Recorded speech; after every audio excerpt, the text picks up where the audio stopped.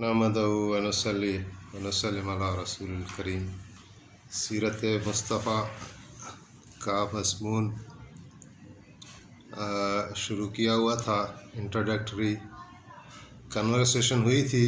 آج اس کی باضابطہ شروعات بھی کرتے ہیں۔ اللہ تعالیٰ کے حمد کے ساتھ جناب نبی کریم رؤوف رحیم صلی اللہ علیہ وسلم پر درود و صلاۃ و سلام کے بعد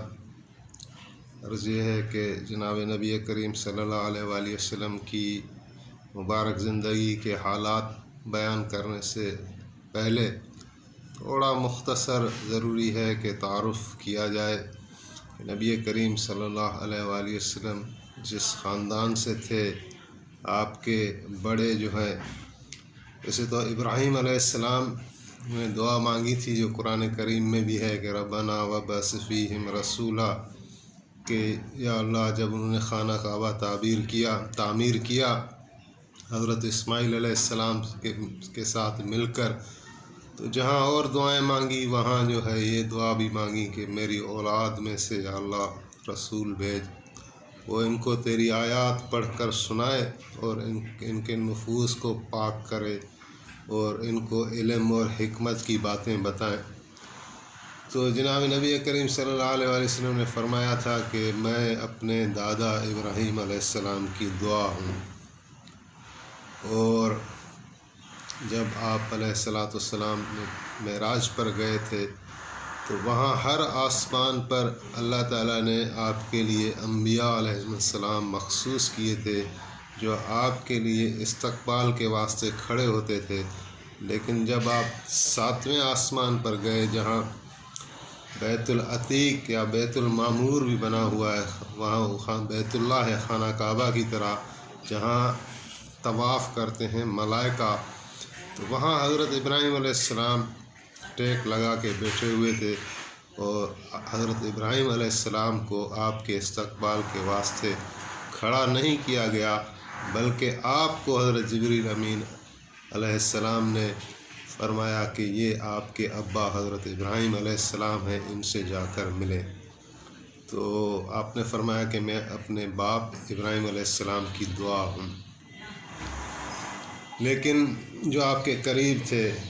یعنی آپ کے باپ دادا، آپ کے والد کا نام حضرت عبداللہ، آپ کے دادا کا نام جناب عبد المطلب، اور آپ کے پردادا کا نام جناب ہاشم، اور حضرت ہاشم عبد مناف کے بیٹے تھے، تو یہ اپنے اپنے قوم اور قبیلے کے سردار تھے۔ تو ان کے حالات کچھ ضروری ہیں کہ بیان کیے جائیں، اور اس سے پہلے بھی یہ بھی ضروری ہے کہ ان کو جو ہے وہ نبی کریم صلی اللہ علیہ وسلم جن حالات میں پیدا ہوئے، عربستان کے حالات کیسے تھے وہ بھی مختصراً اگرچہ سب کو معلوم ہے، لیکن چونکہ ہم نے سیرت پاک کا موضوع چنا ہے، اس پر گفتگو کرنی ہے، تو اس کو مختصراً اور جامع کر کے کوشش کی جائے گی کہ بیان کیا جائے۔ تو آپ علیہ السلام مکہ المکرمہ میں پیدا ہوئے، تو مکہ المکرمہ میں کیا حالات تھے؟ مذہبی حالات تو ان کے یہ تھے کہ 360 بت انہوں نے خانہ کعبہ میں رکھے ہوئے تھے، اور اللہ کو مانتے تھے لیکن اللہ کے ساتھ شرک کرتے تھے، اور اخلاقی طور پر یہ اتنے پست ہو گئے تھے، اتنے گر گئے تھے کہ اپنی بیٹیوں کو زندہ دفن کر دیتے تھے، اور سماج میں عورت کی کوئی عزت نہیں تھی، جوا شراب عام تھی، لڑائی جھگڑا ان کا شیوا تھا، چھوٹی قبائلی نظام تھا، چھوٹی چھوٹی باتوں پر یہ لڑتے رہتے تھے، اور پھر وہ لڑائی ختم ہونے کا نام نہیں لیتی تھی۔ اور خانہ کعبہ کا طواف یہ اس طرح کرتے تھے کہ کپڑوں سے عاری ہو کر، یعنی ننگے بدن طواف کرتے تھے، اور ان کا یہ ماننا تھا کہ یہ اللہ کا گھر ہے، چونکہ ہم جب پیدا ہوتے ہیں تو ہمارے پاس لباس نہیں ہوتا، تو یہاں اس گھر میں بھی ہمیں لباس پہننا نہیں چاہیے۔ تو یہ بدترین حالت میں تھے، ظالم بھی تھے، زانی بھی تھے، شرابی بھی تھے اور بت پرست بھی تھے۔ تو ایسے حالات تھے۔ انہی حالات میں حضرت ہاشم کے حالات، جو کہ آپ کے پردادا ہیں، وہ اپنی قوم کا سردار تھا۔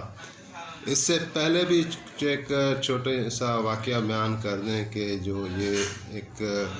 عرب تھے،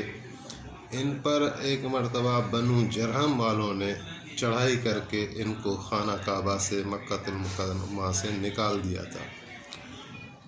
پھر یہ حضرت قصی ابن کلاب، جو کہ حضرت عبد مناف کے والد تھے، یعنی حضرت ہاشم کے دادا تھے، انہوں نے پھر لشکر کشی کی اور دوبارہ خانہ کعبہ کا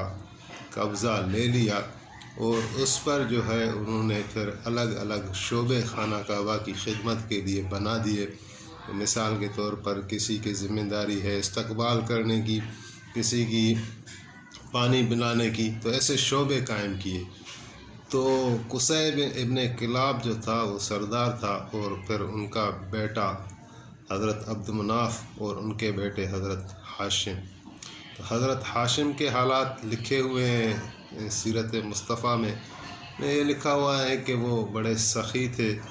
اور بڑے واپار کے حساب سے ان کا جو ہے بادشاہوں کے ساتھ بھی آنا جانا ہوتا تھا، الیگ سلیگ تھی، جس کی وجہ سے اس نے اپنے قافلوں کا، جو مکے سے تجارتی قافلے جاتے تھے، وہ ٹیکس حضرت ہاشم کی وجہ سے معاف کیا ہوا تھا۔ اور حضرت ہاشم کا نام تھا حضرت عمر، اور عمر الاولا ان کا لقب تھا، اولا کہتے ہیں بڑے کو۔ اور حضرت ہاشم ان پر لقب اس طرح پڑا کہ مکے میں ایک مرتبہ جب قحط پڑ گیا اور لوگوں کو کھانے کے لیے بڑی دقت اور مشکل تھی، تو حضرت ہاشم نے ان کی دعوت کی، اور وہ گوشت کی دعوت تھی، گوشت میں روٹی ملا کر بالکل نرم انداز سے وہ اس کو کھاتے تھے عرب، تو وہ اس کو حشم کہتے تھے، اور یہ غذا ان کو بڑی پسند تھی۔ اتنے بڑے پیمانے پر ان کو غذا کھلائی کہ وہ مشہور ہو گئے، اس کو پھر ہاشم کہنے لگے۔ اس کے بعد آپ کے دادا حضرت عبد المطلب، جن کو یہ شرف حاصل ہے کہ حضور علیہ السلام کا اسم مبارک محمد آپ کے اپنے دادا نے ہی رکھا تھا، اور ان کی کہانی بھی نبی علیہ السلام کی کہانی سے ملتی جلتی ہے کہ وہ حضرت ہاشم کے بیٹے تھے، لیکن حضرت ہاشم نے جہاں شادی کی تھی بی بی سلمہ سے، وہ مدینے میں کی تھی۔ تجارت کی غرض سے یہ لوگ آتے جاتے تھے، تو اس کا پتہ ان کے بھائیوں کو نہیں تھا، اور وہاں حضرت ہاشم کا انتقال ہو گیا، تو اس بی بی سے بچہ پیدا ہوا حضرت عبد المطلب، لیکن خاندان والوں کو پتہ نہیں تھا۔ پھر جو حضرت ہاشم کے 3 بھائی اور بھی تھے، حضرت ہاشم، مطلب، نوفل اور عبد الشمس۔ تو نوفل اور عبد الشمس ایک طرف ہوتے تھے، اور حضرت ہاشم اور حضرت مطلب یہ ایک طرف ہوتے تھے، ان کی اولادیں۔ تو حضرت مطلب جب مدینے گیا تو اس کی نظر پڑی ایک بچے پر، وہ تیر سازی سے کھیل رہے تھے، اور جب یہ تیر لگاتا تھا تو کہتا تھا خذھا انا ابن ہاشم، تو یہ لے لو، میں ہاشم کا بیٹا ہوں۔ تو ایک آواز جب حضرت مطلب نے سنی تو دیکھا بچے کو، دیکھا اور کیا تو یہ اس کو پہچان لیا کہ اس کی جو شکل ہے، جو شبیہ ہے، وہ تو میرے بھائی ہاشم کی سے ملتی جلتی ہے۔ تو انہوں نے جا کے ان سے کلام کیا، پتہ چلا کہ یہ حضرت ہاشم کا بیٹا ہے۔ پھر وہ حضرت بی بی سلمہ کی خدمت میں گئے اور ان سے اجازت لی، اور فرمایا کہ یہ بچہ جو ہے حضرت ہاشم کا، یہ تو ہمارا سردار بنے گا، اس کو میں لے جاتا ہوں مکے، مجھے اجازت دے دو۔ تو بی بی صاحبہ سے اجازت لے کر وہ جب مکہ المکرمہ آئے تو لوگوں نے سمجھا کہ یا تو یہ کوئی غلام خرید کر لے آیا ہے، اس لیے اس کو عبد المطلب کا نام پڑ گیا، یا یہ سمجھا کہ حضرت عبد المطلب کو انہوں نے، اپنے چچا نے اتنی محبت دی کہ انہوں نے اپنا نام ہی عبد المطلب کر دیا، حالانکہ ان کا نام سیرت پاک میں لکھا ہوا ہے وہ ہے حضرت عامر ان کا نام تھا۔ تو اور ان کے کمالات میں یہ بات ہے کہ ان کو جو ہے کیونکہ بنو جرہم والوں نے جب خانہ کعبہ پر قبضہ کیا تھا تو آب زمزم کے نشان تک مٹا دیے تھے، اور جب حضرت عبد المطلب کو سرداری نصیب ہوئی اپنی قوم کی تو ان کو خواب میں دکھایا گیا کہ یہ زمزم ہے، یہاں خدائی کراؤ۔ تو یہ ایک دو مرتبہ جب خواب آئے تو انہوں نے وہ جو گم شدہ چشمہ تھا زمزم کا، اس کی جو ہے خدائی شروع کرائی۔ تو لوگ پہلے تو ہنسنے لگے، لیکن بعد میں دیکھا کہ جب بنو جرہم قبیلے کی نشانیاں وہاں سے نکلنا شروع ہوئیں تو پھر لوگ جو ہے وہ فوراً اس میں متوجہ ہو گئے اور وہ خدائی کر کے آب زمزم کو دوبارہ جو ہے ڈسکور کیا۔ تو یہ ان کے حالات تھے۔ اور پھر آپ کے والد محترم جناب حضرت عبداللہ بہت پاک دامن تھے، اور ان کے حالات میں یہ آتا ہے کہ حضرت عبد المطلب نے ایک نظر مانی تھی کہ اگر مجھے اللہ تعالیٰ نے 10 بیٹے دیے تو میں ایک بیٹے کو اللہ کی راہ میں ذبح کر دوں گا۔ تو حضرت عبداللہ کا قرآن نکلا، اور ان کو ذبیح اللہ کا لقب بھی دیتے ہیں۔ اور حضرت عبد المطلب نے ارادہ کیا کہ اپنی جو منت ہے وہ پوری کرے، لیکن حضرت ابو طالب جو ہے وہ بیچ میں آ گئے، انٹروین کیا، اور حضرت عبداللہ کی جو والدہ کی طرف سے رشتہ دار تھے انہوں نے بھی اعتراض کیا۔ تو آخر کار بولا کہ اس کا نتیجہ کیا نکالیں۔ پھر بیچ میں کوئی لوگ آئے امین، تو یہ طے ہوا کہ ایک طرف 10 اونٹ اور ایک طرف حضرت عبداللہ کا نام قرآن میں دیا جائے، تو جس کا قرآن پڑے گا اس کو ذبح کیا جائے گا۔ تو 10 اونٹ ڈالے تو پھر نام حضرت عبداللہ کا نکلا، پھر 10 اونٹ اور ڈالے، پھر بھی نام حضرت عبداللہ کا نکلا۔ کرتے کرتے جب ایک طرف 100 اونٹ ہو گئے تو پھر اونٹوں پر آ کے وہ قرآن پڑا اور حضرت عبداللہ کی جان بچ گئی۔ اور لیکن آپ کی عمر مبارک جو ہے وہ مختصر تھی، 25 سال۔ آپ کی شادی جو ہے جناب بی بی آمنہ رضی اللہ تعالیٰ عنہا سے طے ہوئی، اور جب حضور اکرم صلی اللہ علیہ وآلہ وسلم اپنے ماں کے